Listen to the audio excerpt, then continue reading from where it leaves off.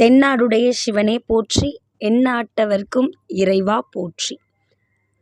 முன்னொரு காலத்தில் யானை மாதிரி வடிவம் கொண்ட ஒரு அசுரன் மேருமலையில் பிரம்மதேவரை நோக்கி தீவிரமான தவம் புரிஞ்சிட்ருக்கான்.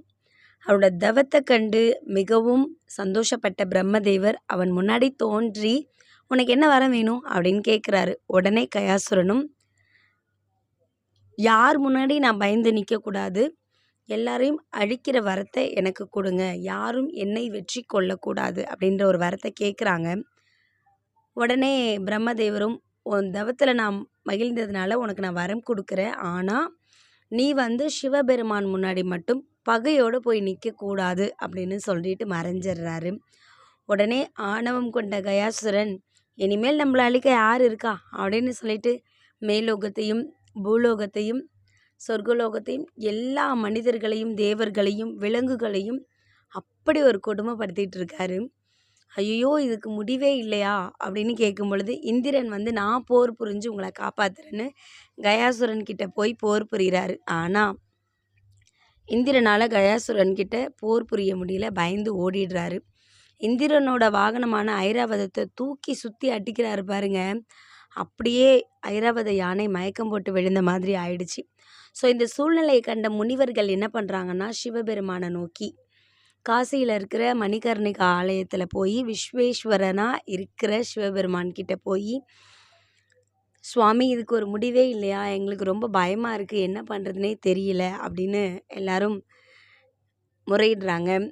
உடனே சிவபெருமானும் மக்களை காப்பாற்றுறதுக்காக என்ன பண்ணலாம் அப்படின்னு யோசனை பண்ணிக்கிட்டு இருக்கும் பொழுதே, காசியில் இருக்கிற மணிகர்ணிகா ஆலயத்துக்கு முன்னாடி கயாசுரன் சிவபெருமானை வம்புக்கு இழுக்கிறான்.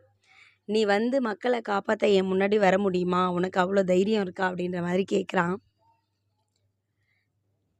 சிவபெருமானும் மக்களை காப்பாற்றுறதுக்காக பேரொளி கொண்ட ஒரு பெரிய 1000 சூரியனோட வெளிச்சம் இருக்கிற மாதிரி வானத்துக்கும் பூமிக்கும் உயர்ந்து நிற்கிறாரு. அவரை பார்க்குறதுக்கு தேவர்களாலேயோ மனிதர்களாலேயோ முனிவர்களாலேயோ யாராலையுமே முடியலை.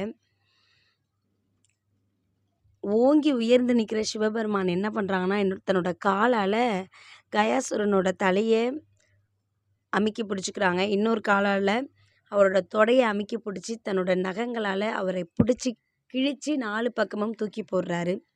அதன் பிறகு பார்வதி அம்மா கொஞ்சம் கோவத்தை குறைங்க, ஏன்னா மனித உயிர்கள் எல்லாருக்குமே உங்களோட பேரொளி சுடரை பார்க்குற அளவுக்கு பார்வை இல்லை, எல்லாருமே கண் பார்வையற்றவர்களாக இருக்காங்க அப்படின்னு சொல்கிறாங்க.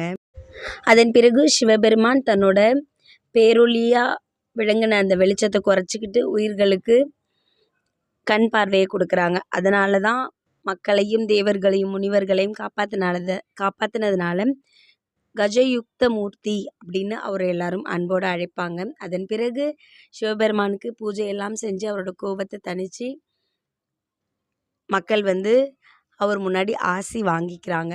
ஸோ எந்த சூழ்நிலையாக இருந்தாலும் உங்களுக்கு ஒரு பெரிய பிரச்சனை இருக்குன்னா அப்பன் சிவபெருமான் கிட்ட ஒப்படைங்க.